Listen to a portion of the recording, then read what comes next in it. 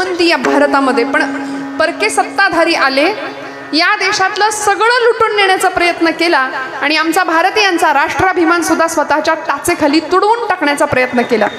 पण ही जी भूमी आहे ना, ती आर्य सनातन वैदिक धर्म परंपरेतली भूमी आहे. आणि ही भूमी ज्याला आम्ही हिंदुस्थान असं म्हणतो, या हिंदू भूमीमध्ये आपण आहोत याचं भान प्रत्येकाने ठेवावं. या देवभूमीमध्ये आपण आहोत, म्हणून या मातीचं, या भूमीचं आम्ही काहीतरी देणं लागतो. प्रत्येक भगवंतांनी या भूमीमध्ये अवतार घेतला. आपल्याकडे दशावतारांच्या कथा प्रसिद्ध आहेत, 24 अवतारांच्या कथा भागवतामध्ये प्रसिद्ध आहेत. आणि त्यामध्ये प्रत्येक देव कशासाठी आला हो? धर्मरक्षा वया अवतार, धर्मरक्षा वया अवतार, आपुल्या पाळीचे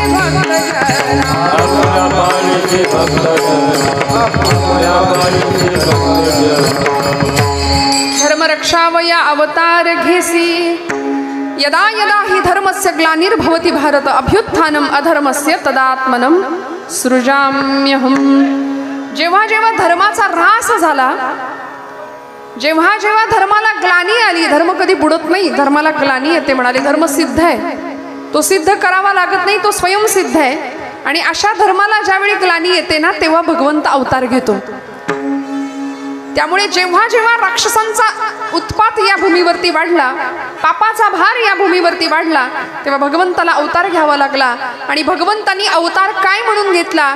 कुठली मूर्त आम्हाला भगवंतांची दिसली? तुकोबराय सांगतात प्रथम चरणात, धर्माची मूर्ती, धर्माची मूर्ती, धर्माची मूर्ती,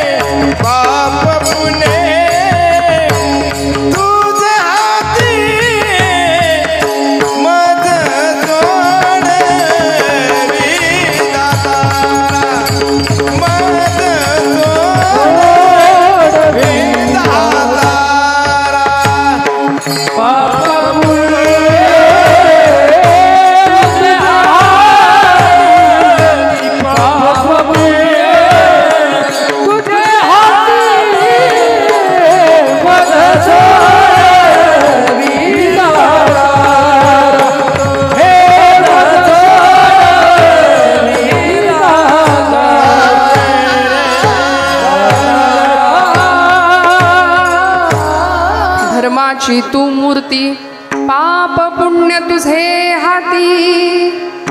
तुकोबरायांनी त्याचं वर्णन केलं. हे भगवंता, तू कसा आहेस? तू धर्ममूर्ती आहेस, धर्माची तू मूर्ती.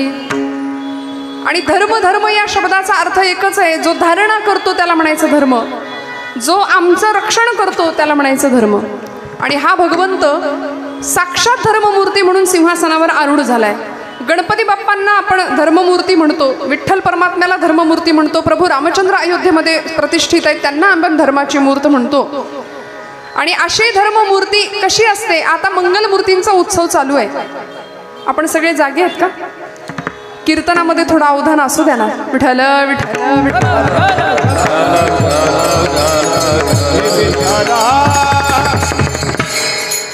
तुमच्यावर जबरदस्ती नाही ना कुणी केली कीर्तनात बसायचंच म्हणून? नाही ना? मोकळ्या मनाने ऐका ना. गणपती बाप्पाला आपण समोर प्रतिष्ठित केलंय. खरं तर प्रतिष्ठापना आणि विसर्जन या दोन गोष्टी आहेत बरं का. हां, आपल्याकडे गणपती बसवतात आणि गणपती बुडवतात,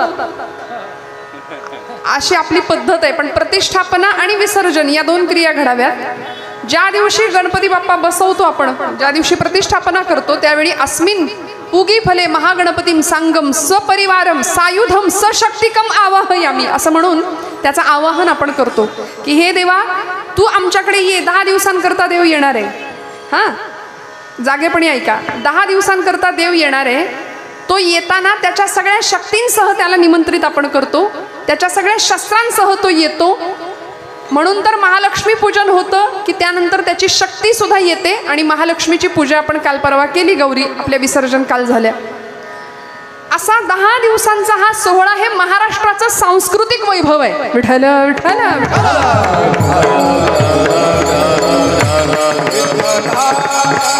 म्हणून या गणपतीचं वर्णन शास्त्रामध्ये, वेदांमध्ये, आमच्या धर्मपरंपरेमध्ये सगळीकडे केलंय की मंगलमूर्ती कसा आहे, तो मंगल करणार आहे, आमचं मंगल करणार आहे, आमची विघ्न दूर करणार आहे.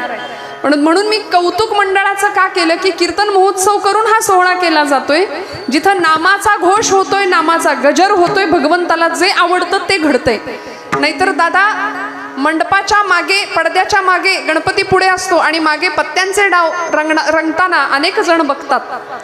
बरं, मी इथपर्यंतच थांबले म्हणून तुमचं भाग्य. याच्याही पुढे अजून काय काय चालतं हे मी इथे न सांगितलेलं बरं ना.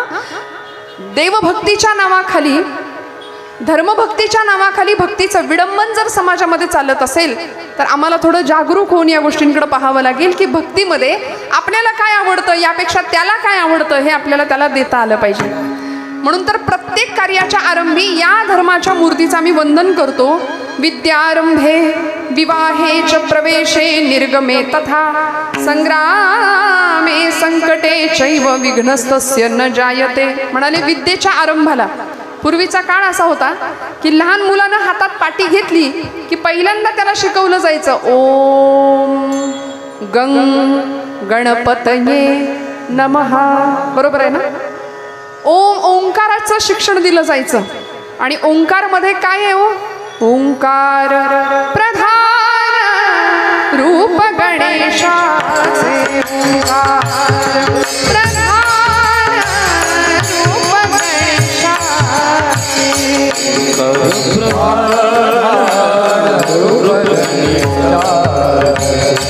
ओंकार प्रधान रूप गणेशाचे. देवाचे जन्मस्थान, देवाचे जन्मस्थान. ओंकार प्रधान रूप गणेशाचे. ओंकार प्रधान रूप गणेशाचे.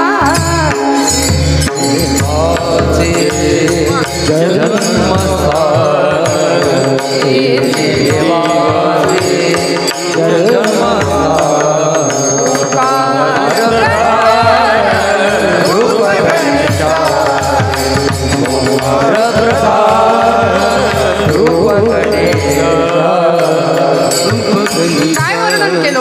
कशी आहे धर्ममूर्त? ओंकार प्रधान रूप गणेशाचे.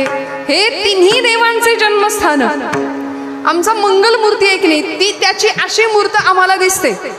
सिंहासनावर बसलेला आहे, आसन मांडी घालून बसलेला आहे, 4 हातांचा 4 भुजांचा गणेश आम्हाला दिसतो. अथर्वशीर्षामध्ये त्याचं वर्णन केलंय. मी ज्या ज्या स्तोत्रांचा उल्लेख करते ना, ती स्तोत्र आमच्या लेकरांना पाठ पाहिजेत. अथर्वशीर्ष बाप्पांचं स्तोत्र आहे. वर्णन केलं एकदंतम चतुर्हस्तम पाशमम कुशधारिणम. हातामध्ये शस्त्र धारण केली आहे. 4 हातांचा तो गणपती बाप्पा आहे. पाश आणि अंकुश नावाचं शस्त्र त्यांनी धारण केलंय. रदंच वरदम हस्तैर्बिभ्राणम शकध्वजम रक्तम लंबोदरम शूर्पकर्णकम रक्त गंधानुलिप्तांगम रक्तवासै सुपूजितम. लाल रंग त्याला खूप आवडतो म्हणून जास्वंदीचं फूल आपण गणपती बाप्पाला वाहावं, त्याच्या आवडीचं फूल आहे. आता चांदीची जास्वंदी जाते त्याच्या समोर. त्याला नाही दिलं चांदीचं तरी चालतं, पण खरं जास्वंदीचं फूल त्याला खूप आवडतं. मग या गणपतीचं वर्णन आम्ही प्रत्येक कार्याच्या आरंभाला करतो. विद्यारंभे. पूर्वीचा काळ. मी पूर्वी का म्हणते, कारण आता गम भन कोणी शिकतच नाही. आता नाही शिकत ना. गणपती गेलं. ग गणपतीचा नाही. आता काय असतं? हा, गवताचा असतो. आणि आयुष्याचं गवत झालं. मग काय करायचं त्याचं? गणपती गेला ना निघून. पूर्वीचा काळ असा होता की मोठी माणसं लहान मुलांना पाठीवर शिकवायची. आता प्रत्येक कार्ट्याच्या हातात मोबाईल आहे, ते डबड आहे. बरं, लहान मुलांनाच दोष कशाला द्या? मोठी माणसं सुद्धा तेच करतायत. महिला वर्ग आहे की नाही, सगळे आपण त्याला ॲडिक्ट आहोत. पण पूर्वीचा काळ होता, लहान लेकरं छान पाठीवरती ओम गणपतये नमः, ओंकार, आकार उकार आणि मकार अशा 3 मात्रा आहेत. निर्गुणाचंच ते स्थान आहे. या जगाच्या सृष्टीच्या उत्पत्तीच्या वेळी, अगदी निर्माण ज्यावेळी ही सृष्टी झाली ना, त्यावेळी सगळ्यात महत्त्वाचं काय होतं तर म्हणाले निर्गुण स्वरूपातला ओंकार. हे भारतीय तत्वज्ञान किंवा हिंदू धर्म आम्हाला सांगतो त्यावेळी आम्हाला पटत नाही. आम्हाला पाश्चात्यांनी सांगावं त्यावेळी आम्हाला पटतं. कारण पाश्चिमात्यांकडे बिग बँग नावाची एक थिअरी आहे. त्या थिअरीमध्ये असं म्हणतात की या सृष्टीच्या मुळाच्या स्थानी सृष्टीचं निर्माण होत असताना असा कुठंतरी मोठा आवाज झाला, म्हणाले खूप मोठा नाद झाला. आणि तो नाद असा होता,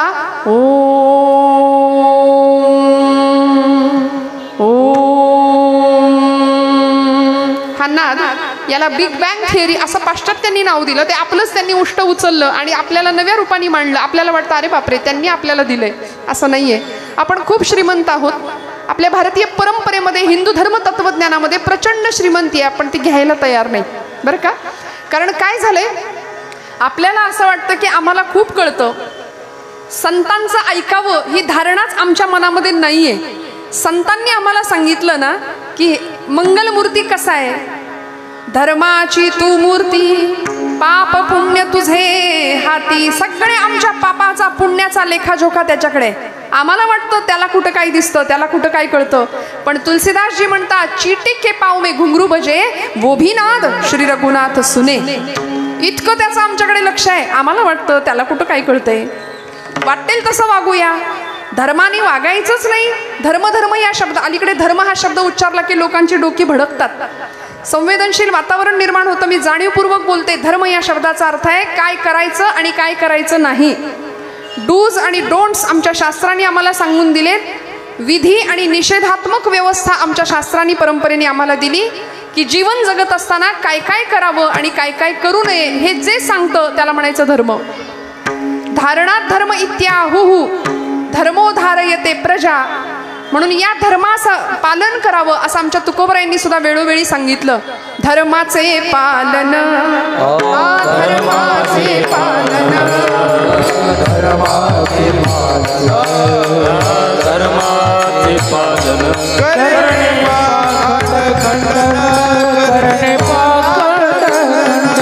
करणे पाखंड खंडन, करणे पाखंड खंडन, करणे पाखंड खंडन, करणे पाखंड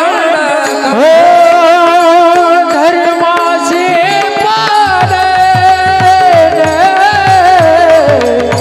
करणे पाखंड खंडन, करणे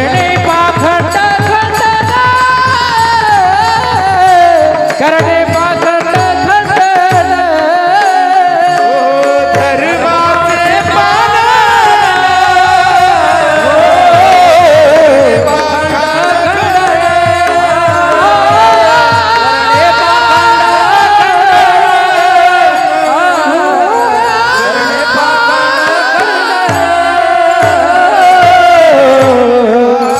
खंडन, धर्माचे पालन म्हणाले पालन केलं पाहिजे. विंचू देव्हाऱ्याशी आला, देवपूजा नावडे त्याला, तेथे पैजाराचे काम अधमाशी तो अधम.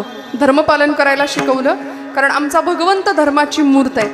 आम्ही आमचा धर्म जर पालन करायचा असेल तर सगळ्यात पहिली गोष्ट आमच्या कपाळाला गंध पाहिजे. आहे का, असतो का? शाळेमध्ये सांगतात लावू नका, टिकली लावून देऊ नका. हा, टिकली लावून यायचं नाही. काय करू, माझे विषयच ते आहेत. विठ्ठल विठ्ठल विठ्ठल.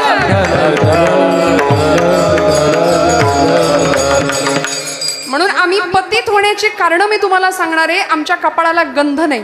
गणपती बाप्पा आलाय. परवा एका मुलाला सांगितलं, अरे देवाजवळ चाललाय, छान धोतरनेस, मस्त कपाळाला टोपी, डोक्याला टोपी घालून मस्त देवापुढे उभा राहा. ते म्हणतंय बरमुड्यावर करतो आरती, काय बिघडतंय? बिघडत देवाचं काही नाही, बिघडणारे तुझं. उपासनेतलं सिरियसनेस, गांभीर्य जर आमच्याकडे नसेल ना तर देवभक्तीला काही अर्थ नाही राहत. आमचा आचार विचार उच्चार सगळं जर संपन्न तिकडे जायचं असेल, आम्ही खऱ्या अर्थी या देशाचे सुजाण नागरिक म्हणून व्हायचं असेल ना, तर आमच्या देवदेवतांची अत्यंत गांभीर्याने आम्ही सेवा उपासना केली पाहिजे. आणि संतांनी आम्हाला हेच सांगितलं श्रोते हो. या धर्मपालनासाठी या हिंदवी स्वराज्य संस्थापक छत्रपती शिवप्रभूंनी सबंध जीवन खर्ची घातलं आणि या जगदंबेची करुणा भाकली होती. तिला सांगितलं होतं की तू मला शक्ती दे, म्हणून तुळजापूरची तुळजा भवानी छत्रपती शिवप्रभूंना स्वतःची भवानी देते, तलवार देते आणि त्या तलवारीला अधिष्ठान देते आणि मग विनाशायच दुष्कृताम धर्मसंस्थापनार्थाय संभवामी युगे युगे हा अवतार एका अर्थी छत्रपतींच्या शिवशंभूंचाच अवतार छत्रपतींच्या रूपाने पुन्हा एकदा होतो. आणि आई जगदंबेला साकडं घालतात. आई गिरी नंदिनी नंदित मेदिनी विश्व विनोदिनी नंदनुते गिरिवर विंध शिरोधिनी वासिनी विष्णु विलासिनी जिष्णुनुते भगवती हेष्टिति कंठ कुटुंबिनी भूरि कुटुंबिनी भूरि कृते जय जय हे महिषासुर मर्दिनी रम्य कपर्दिनी शैलसुते सुरवर वर्षिणी दुर्धर धर्षिणी दुर्मुख मर्षिणी हर्षरते त्रिभुवन पोषिणी शंकर तोषिणी किलमिष मोषिणी घोषरते धनुजनी रोषिणी नीतिसुत रोषिणी दुर्मत शोषिणी सिंधुसुते जय जय हे महिषासुर मर्दिनी रम्य कपर्दिनी शैलसुते जय जय हे महिषासुर मर्दिनी रम्य कपर्दिनी शैलसुते. जगदंबा माता की 35% बरं का, काठावर पास. काही जेवण नाही झालं का? खणखणीत आवाज येऊ द्या. बोला जय श्रीराम, जय श्रीराम. आवाज आला पाहिजे, आवाज घुमलाच पाहिजे. छत्रपतींनी धर्माचं अधिष्ठान समोर ठेवलं, जगदंबेकडे करुणा भाकली. त्याचा परिणाम असा झाला, आई जगदंबेची पूर्ण कृपा झाली, स्वराज्य आकाराला आलं.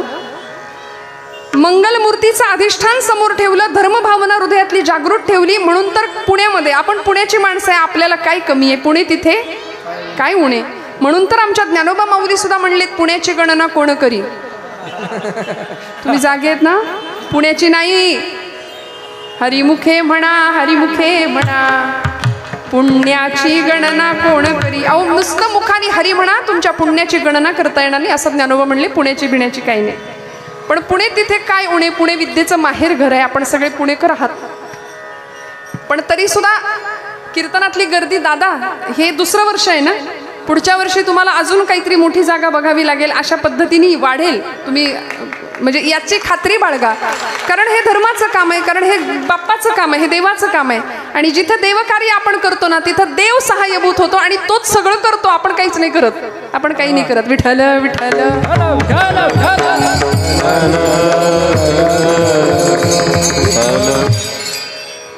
मंगलमूर्तींचं अधिष्ठान सापडलं. स्वराज्य आकाराला येत असताना जिजाऊ माऊलींनी आपल्या 5 वर्षाच्या बाळाकडून पुण्याची भूमी नांगरून घेतली. सोन्याचा फाळ लावलेल्या नांगरानी भूमी नांगरत असताना एक तांदळा सापडला गणपतीच्या आकाराचा.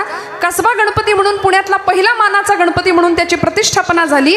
लाल महाल सिद्ध झाला आणि स्वराज्य तिथून सुरुवात झालं, आकाराला आलं. 5 वर्षाच्या राजाला घेऊन जिजामातोश्रींनी दिव्य स्वप्न पाहिलं. अधिष्ठान होतं मंगलमूर्तींचंच, मंगलमूर्तींचंच. आणि असा गणपती बाप्पा आम्हाला काय शिकवतो? धर्माची मूर्ती आहे ती. बघा ना, एकदा आपण बाकी सगळं बघतो पण देवाकडे कधी पाहत नाही. उत्सव आम्ही करतो, त्या विघ्नहर्त्याला आणताना सगळी शांतता असते, म्हणजे प्रतिष्ठापना करताना, आणि नेताना सगळा धांगडधिंगा आहे.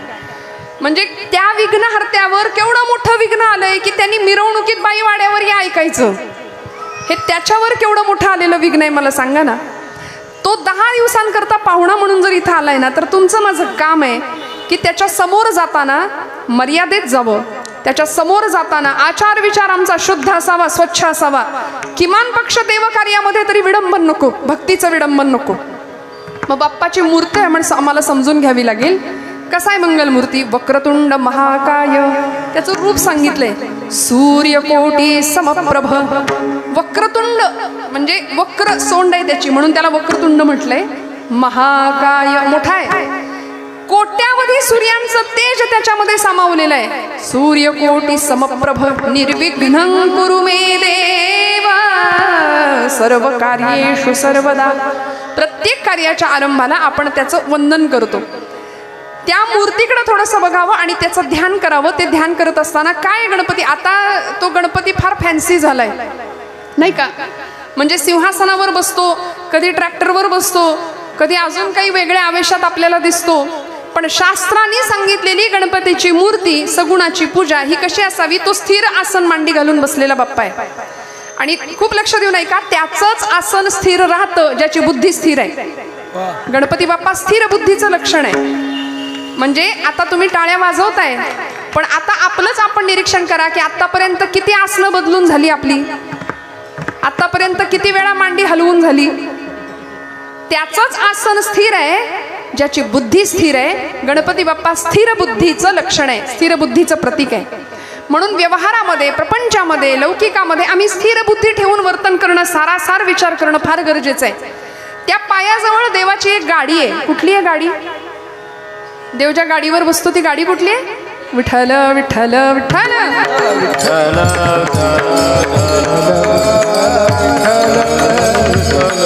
देवाची ही गाडी अशी आहे की सगळ्या घरात जाऊन फिरून येते, आहे की नाही?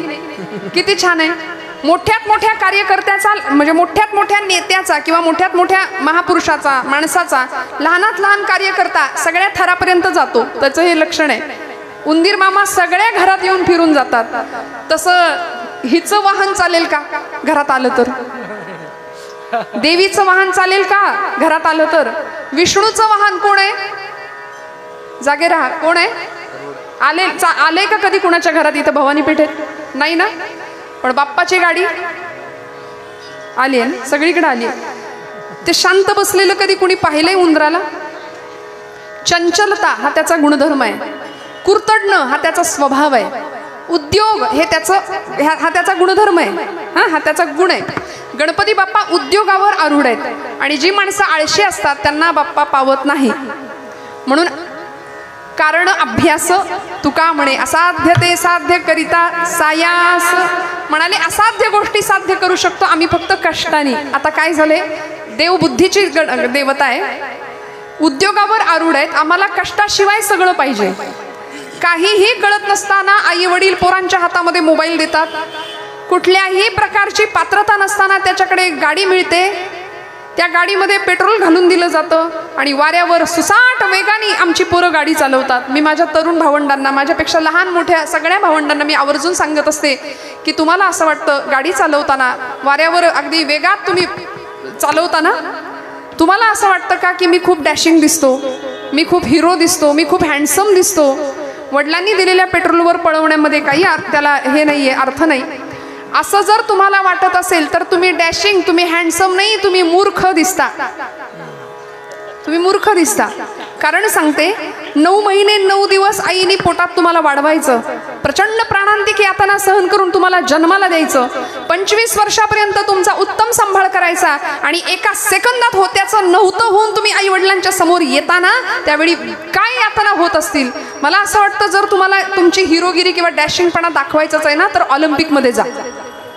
तिथं नीरज चोप्रा सारखी भालाफेक करून दाखवा, मनू भाकर सारखं कुस्तीपटू होऊन दाखवा. आमची जागतिक दर्जाची कुस्तीपटू मनू भाकर भारताचं प्रतिनिधित्व करते आणि मल्लयुद्धामध्ये मुलगी असून सुद्धा प्रचंड मोठ्या प्रमाणामध्ये यश मिळवते. आणि पुढे ऐका, ते तिचं यश सगळं भगवद्गीतेला अर्पण करते. विठ्ठल विठ्ठल.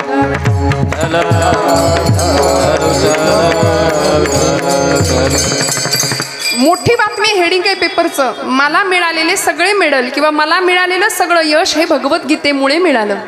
आपण सगळी मंडळी किती भगवद्गीतेचं पठण करतो? आपला धर्मग्रंथ आहे तो. प्रत्येकाच्या घरामध्ये भगवद्गीता असावी, प्रत्येकाच्या हातामध्ये भगवद्गीता आणि भगवद्गीतेचा श्लोक असावा. मला क्षमा करा, मी हात जोडून आपल्याला प्रार्थना करते, भगवंतांनी अर्जुनाला नाही, अर्जुनाच्या निमित्ताने तुम्हाला मला सगळ्या भरकटलेल्या समाजाला उत्तम ज्ञानाचं संजीवन दिलंय भगवद्गीतेच्या माध्यमातून. एक तरी श्लोक, ज्ञानोबांची एक तरी ओवी. आपण महाराष्ट्रात राहतो ना, कुणाला म्हणायचं मराठी? आपले पुण्याचे आचार्य अत्रे नावाचे साहित्यिक इथं होऊन गेले, प्रल्हाद केशव अत्रे. अत्र्यांनी फार सुंदर मराठी माणसाची व्याख्या सांगितली. मराठी कुणाला म्हणायचं? कुणाला म्हणायचं मराठी? सांगू का? जागे आहेत ना सगळे? मराठी कुणाला म्हणायचं? म्हणाले ज्याची ज्ञानोबांची एक तरी ओवी पाठ आहे त्याला म्हणायचं मराठी. पहिली ओळ. ज्याला तुकोबांचा एक तरी अभंग पाठ आहे त्याला म्हणायचं मराठी. 2. आणि तिसरी गोष्ट, ज्यांनी माझ्या छत्रपती शिवप्रभूंचा एक तरी गड पायाखालनं घालून आणलाय त्याला म्हणायचं मराठी.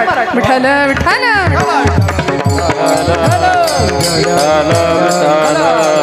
आहेत गुण आहे का? आम्ही राजे तुम्ही पुन्हा जन्माला या किंवा छत्रपतींसारखी केशभूषा, छत्रपतींसारखी वेशभूषा आम्ही करायला पुढे मागे धावत असतो. पण या पलीकडे जाऊन राजांचं आचरण काय होतं, काय उपासना आहे, काय निष्ठा आहे, काय धर्मभावना आहे, काय श्रद्धा आहे, याचं थोडंसं आम्ही विचार चिंतन केलं पाहिजे. स्थिर मांडी आहे गणपतीची, पायाशी उंदीर आहे आणि उंदराला आखू असं संस्कृतात नाव आहे. जसं मूषक वाहन गणपतीला म्हणतात तसं त्याला आखू वाहन असं म्हणतात. आणि आखू म्हणजे माया. गणपती बाप्पा आम्हाला सांगतायत संसारामध्ये मायेला डोक्यावर नाही घ्यायचं, माया पायाशीच राहिली पाहिजे, नाहीतर ती तुम्हाला बुडवेल या भवचक्रात. मोठं पोट आहे बाप्पाचं. कशामुळे झालं हो? कशामुळे पोट मोठं आहे देवाचं? मोदक खाऊन नाही ना, मोदक खाऊन नाही मोठं झालं पोट. गणपतीचं पोट मोठं आहे, त्याला लंबोदर असं म्हणतात, कारण अनंत ब्रह्मांडे उदरी हे त्याचं उत्तर आहे. अखंड ब्रह्मांडाचं उदर, सगळी ब्रह्मांड त्याच्या उदरामध्ये आहेत. एवढंच नाही, तुमची माझी पापं तो पोटात घालतो म्हणून त्याचं पोट मोठं आहे. आणि ती पापं बाहेर येऊ नये म्हणून नागपाशाने ते पोट बांधलंय. लक्ष द्या, लक्षपूर्वक मूर्तीकडे पहा. गणपतीचं पोट नागाच्या पाशाने बांधलंय देवानी. का बांधलं? म्हणून आपण आरती म्हणतो. आरतीतले शब्द सुद्धा आम्हाला नीट पाठ नसतात. कार्यकर्त्यांची सुद्धा आरती नीट पाठ नसते. माफ करा मला, कार्यकर्त्यांना सुद्धा डोक्यावर टोपी घालायची असते गणपतीच्या आरतीला. हे कळत नाही, हे शिकवावं लागतं. निदान आरती करत असताना तरी बाई ग केस बांधून राहा. परवा जळले एका पुरीचे केस आरती करताना. बाई आरतीत तरी आपण बांधू शकतो की नाही? संस्कृती आपली पाळूया ना त्या त्या वेळेपुरती. बाकीचे लोक त्यांची संस्कृती पाळतात ना, मग आम्ही का नाही आमची संस्कृती पाळायची, आमचं धर्मशास्त्र सांभाळायचं? काय आरती आहे आमची? लंबोदर पीतांबर फणीवर. हा, वंदना का बंदना? काय शब्द आहे? बंधना. बरोबर ना? परवा एक जण म्हणले लंबोदर पीतांबर फळीवर वंदना. म्हटलं फळीवर कुठली वंदना बसवली यांनी? काही म्हणतो एक धड आरती पाठ नाही, धड स्तोत्र पाठ नाही, धड ओवी पाठ नाही, लिंबू चमचा द्या यांच्या तोंडात, मग ते स्पर्धा करत बसणार. संगीत खुर्ची आणि लिंबू चमच्यानी आपल्या मंडळात आहे असं काही स्पर्धा? होतं का? नका करू. विठ्ठल विठ्ठल विठ्ठल. मला सांगा लिंबू चमच्याच्या शर्यतीत पोरांना पळायला लावायचं, काय मिळणार आहे त्यातनं? शस्त्र शिक्षण शिकवा ना त्यांना. उत्तम लाठीकाठी प्रशिक्षण शिकवा. स्तोत्रांच्या स्पर्धा घ्या, अथर्वशीर्षाचं पठण घ्या, देवी सप्तशतीचा पाठ करून घ्या, रामरक्षा पाठ करायला लावा, हरिपाठाची तयारी करून घ्या. पोरं आमची नाचतात बघा कशी हरिपाठात पावली. इथल्या मुलांना त्याचे शिक्षण द्या. लिंबू चमच्यानी काय मिळणार आहे? संगीत खुर्ची खेळून काय मिळणार आहे आजच्या पोरांना? इतकं संकट दारात आलंय, मी स्पष्ट नाही बोलत, इतकं भयानक संकट दारात आहे. आपण नाही सावध झालो ना तर उद्या गळ्यावरनं तलवारी फिरतील आपल्याला कळायचं नाही. सावध होऊया, धर्म सांभाळूया आणि आपली स्तोत्र, आपला देश, आपला धर्म या सगळ्याचं संरक्षण करूया, जतन करूया.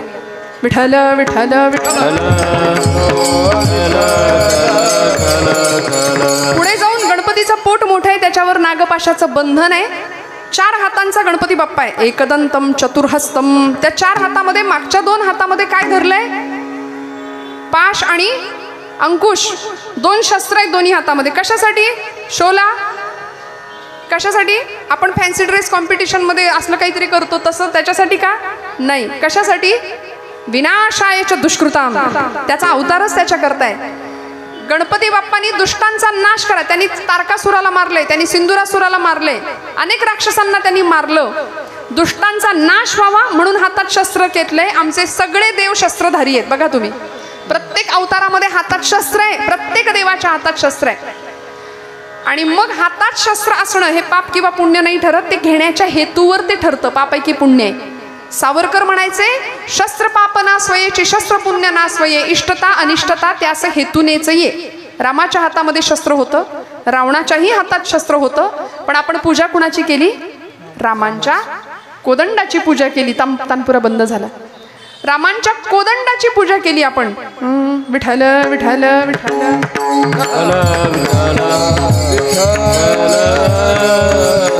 त्यामुळे अशी शस्त्रपूजा आपण दसऱ्याला करतो की नाही? शस्त्रांची पूजा आपण करता की नाही? ते तेवढ्यापुरतं नसतं. इथल्या भूमीने पराक्रम पाहिलाय. इथल्या भूमीने अनेक वीरांनी, अनेक महापुरुषांनी इथं रक्त सांडलंय. आणि त्या प्राणांची आहुती दिली, त्याचा गौरव किंवा त्याचं स्मरण म्हणून आपण दसऱ्याला शस्त्रांची पूजा करतो. महिषासूर मर्दिनीने 9 दिवस 9 रात्र महिषासुराचा निपात केला. तिला कुठेही वेळ नव्हता रंगाच्या साड्या नेसायला, तिला कुठेही वेळ नव्हता नटायला थटायला आणि गरबा खेळायला. आम्ही नवरात्र असंच साजरं करतो. आता तो मेसेज काही दिवसात फिरेल बघा, अमुक दिवशी अमुक रंग, 9 दिवसाचे 9 रंग. आणि मग आम्ही आमच्या घरी जे काही डोकं खाऊ सगळ्यांचं की मला या रंगाची साडी पाहिजे म्हणजे पाहिजे त्या दिवशी नेसायला. मला माफ करा, कुठल्याही शास्त्रात कुठल्याही धर्मपुराणात असं लिहिलेलं नाहीये की देवीनी या दिवशी अमुक रंगाची साडी नेसली होती. मला लिहिलं असेल तर मला आणून दाखवा, माझ्याही अभ्यासात भर पडेल. कुठेच लिहिलेलं नाही, असं कुठेही लिहिलेलं नाही. नको तो अट्टहास खरंच करू नका, खरंच करू नका. त्याऐवजी देवी सप्तशती, देवी भागवत, आमच्या मुलींना स्वसंरक्षणाचे धडे देऊया. आत्मिक बळ कसं वाढेल, शारीरिक बळ कसं वाढेल, मानसिक बळ कसं वाढेल याचं शिक्षण देऊया. अनेक गोष्टी येतो करण्यासारख्या, आणि ते न करता आम्ही नको त्या गोष्टीच्या आहारी जातो ना, परिणामी आमचं नुकसान करून घेतो आणि या कर्मबंधनात सापडतो. तुकोबराय म्हणतात, मला या कर्मबंधनातनं सोडव. माझा सोडवी दातारा,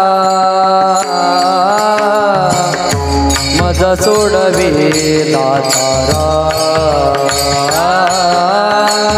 माझा सोडवी दातारा,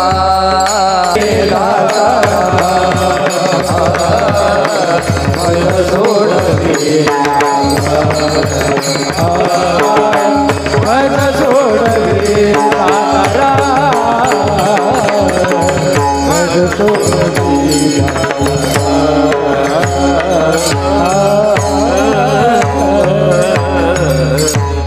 मज सोडवी दातारा, कर्मापासून दुस्तरा. भगवंताकडे प्रार्थना करावी, या कर्मबंधनातनं मला सोडव, कारण हे कर्माचं बंधन मला पुन्हा पुन्हा जन्म घ्यायला भाग पाडतं. पुनरपी जननम पुनरपी मरणम पुनरपी जननी जठरे शयनम. पुन्हा पुन्हा या चक्रात आम्ही सापडतो. तो आम्हाला सोडवणार आहे सगळ्या कर्मबंधनातनं. मी सांगत होते, दुष्टांचा नाश भगवंतांनी केला, त्यासाठी शस्त्र हातात धरलं आणि मग भगवंतांनी नृत्य केले वेळोवेळी. आता असं म्हटलं ना की आमची तरुण मंडळी आम्हाला भेटतात, मग ताई आम्हाला का बरं म्हणता नाचायचं नाही डीजेवर? देव बाप्पा सुद्धा नाचला होता ना. पायी घागऱ्या करीती ऋण झुण, नाचले ना देव. नाद स्वर्गी पोचतो गणराज रंगी, नाचतो नाचतो. ते असं काही म्हटलं की आमची तरुण मंडळी आम्हाला म्हणतात, ताई देव सुद्धा नाचला होता म्हणजे. मग आम्ही नाचलो दारू पिऊन तर बिघडलं कुठे? अहो, देवानी नृत्य केलं. कधी? जेव्हा राक्षसाला मारलं तेव्हा त्यांनी नृत्य केलं, आणि ते नृत्य आपल्यासारखं नव्हतं, ते शास्त्रीय डान्स होता, तो क्लासिकल नृत्य होतं ते. मग देव असे नाचले आणि आम्ही पराक्रम केला आणि मग देवानी नृत्य केले. आम्ही पराक्रमाशिवाय केलेल्या नृत्याला मिरवणुकीमध्ये काय म्हणतात ते मी इथं सांगत नाही. विठ्ठल विठ्ठल.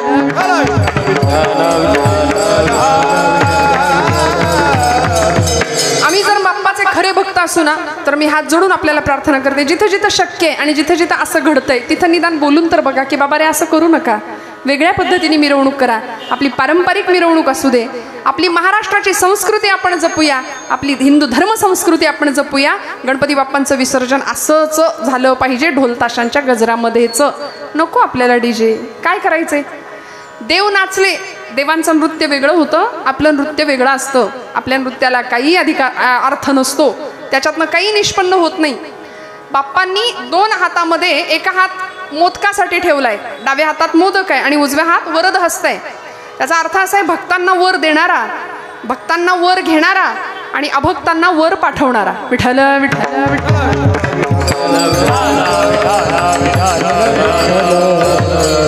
एकंदर शरीरामध्ये भगवंतांचं मस्तक आहे. आपल्या सगळ्यांना माहिती आहे, पुराणातली कथा आहे. पार्वती माता स्नानाला जाते, कुणी येऊ नये म्हणून नंदीला उभं करते. मी कथा नाही सांगणार आहे, सगळ्यांना माहिती आहे.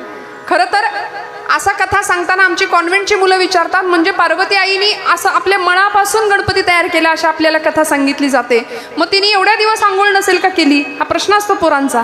अरे बाबा, पुराण कथांचा अर्थ असा नसतो घ्यायचा शब्दशः. पार्वतीनं आपल्या बुद्धीवरचा मल दूर केला, अहंकार दूर केला आणि मग नित्यानंद स्वरूप गणेशाचं दर्शन झालंय. तसं आपल्याला सुद्धा आपल्या शरीरावरती आपल्या मनावरती असंख्य प्रकारचा मळ षड्विकारांचा मळ आहे तो आपल्याला धुवून काढावा लागेल, तो दूर करावा लागेल, तेव्हा बाप्पा दर्शन देईल आपल्याला. मंगलमूर्तींच्या या सगळ्या प्रसंगामध्ये मस्तक छाटलं शिवशंभू महादेवांनी आणि मग गजमस्तक आणून बसवलं. मग त्या गजाची गजमस्तक बुद्धीची देवता आहे मंगलमूर्ती. वक्रतुंड म्हणजे सोंड वाकडी आहे म्हणून वक्रतुंड म्हणतात त्यांना. याही पेक्षा सोंड वाकडी आहे म्हणून वक्रतुंड नाही तर वक्रांतुंड यती इति वक्रतुंड हा म्हणाले. वाकड्या गतीनं चालणाऱ्या माणसाला सरळ करणारा तो देव आहे. विठ्ठल विठ्ठल.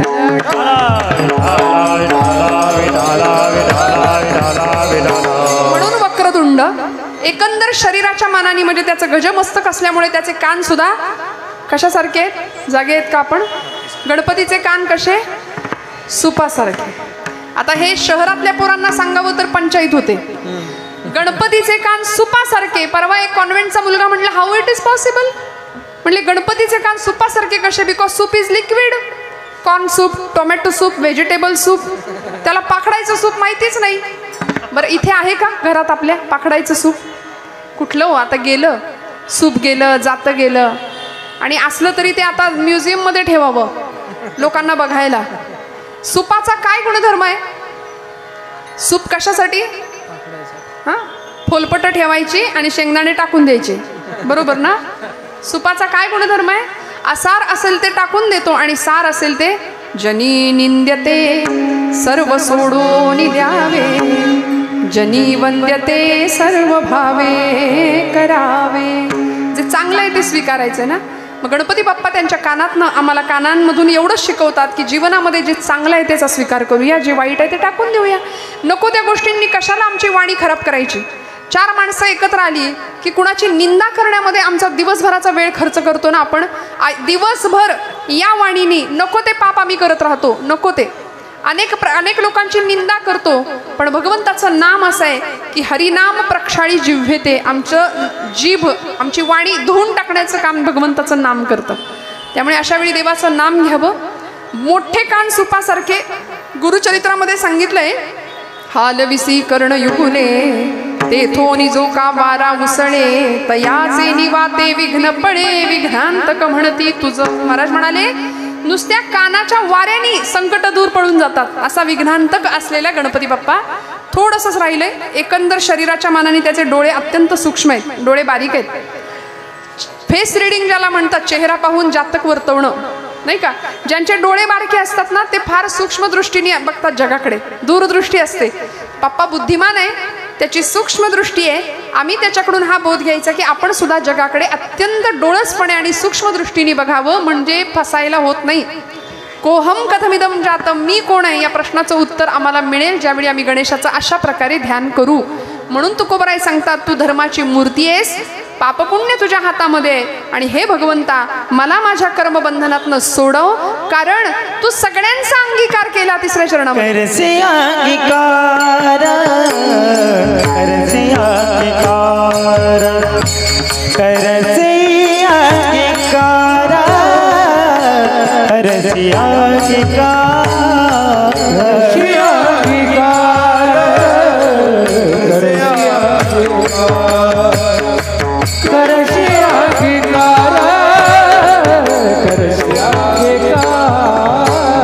करसे अंगीकार,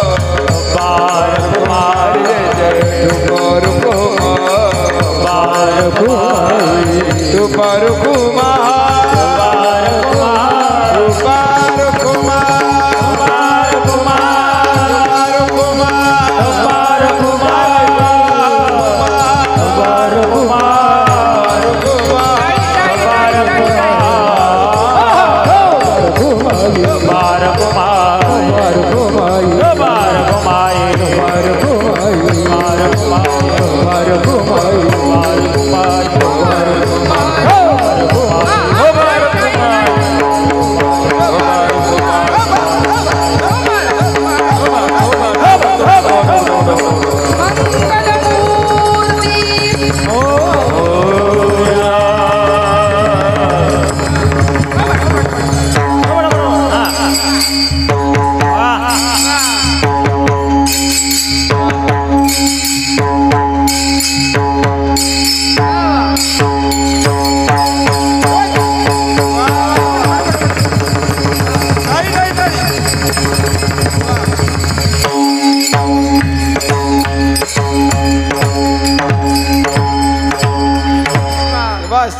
धर्माची तू मूर्ती पाप पुण्य तुझे हाती मज सोडवी दातारा कर्मापासून दुस्तरा करीसी अंगीकार तरी काय माझा भार मज सोडवी दातारा कर्मापासून दुस्तरा करीसी अंगीकार. महाराज म्हणाले देवा सगळ्यांचा अंगीकार केलास, अंगीकार म्हणजे स्वीकारलंस, सगळ्यांना